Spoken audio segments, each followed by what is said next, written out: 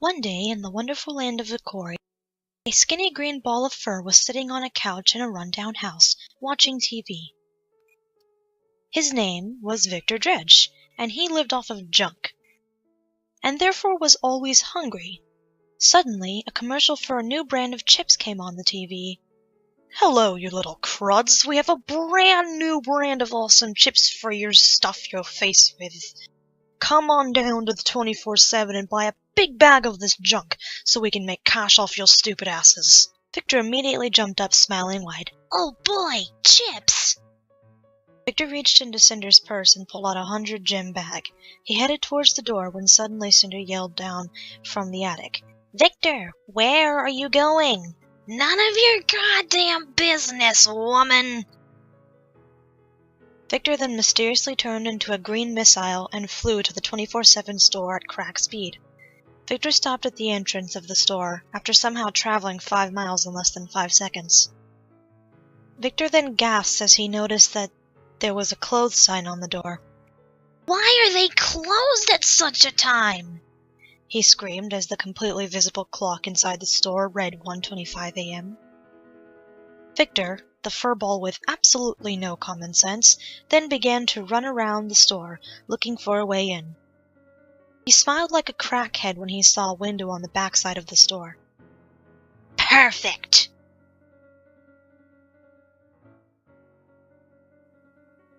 It was calm, peaceful.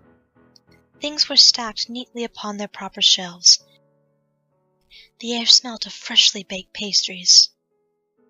A muffled scream was heard, then a ball of green idiocy blasted through the window, knocking over shelves as it crashed into the ground. Victor groaned in pain, his face flat on the floor. With a loud smack, Victor pulled his slightly red face off the floor, blood trickling down his face from several glass shards impacted into his cheeks and forehead. A large manic grin was stretched across his pale green muzzle. A glint of bitter madness played through his contracted pupils. Victor stood up quickly, ignoring large gashes throughout his body, as he began walking through the aisles looking for the chips section. Victor found what he wanted, a green bag with an orange triangle shape plastered in the middle, the words, "New spicy chips for your mouth." Victor walked over to the counter, dropped a quarter next to the cash register, and made his way outside. Upon walking through the front door, Victor quickly noticed that he was surrounded by guards. "Drop the bag and put your hands in the air." Victor's smile faded a bit as he glared maniacally at the authority figures.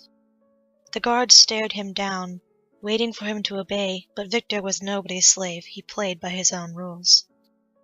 With a flash of his signature smile, Victor reached into his tail, swapping the bag for his silver dagger. "Sorry, fellas. Not today." The guardsmen gasped as blood sprayed onto them. One of their fellow partners had been sliced clean in half, the green psycho standing behind them.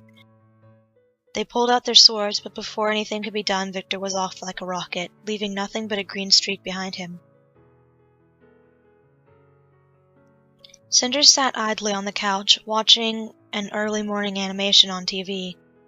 It was meant to show that it's wrong to steal, but only succeeded in making thievery look cool.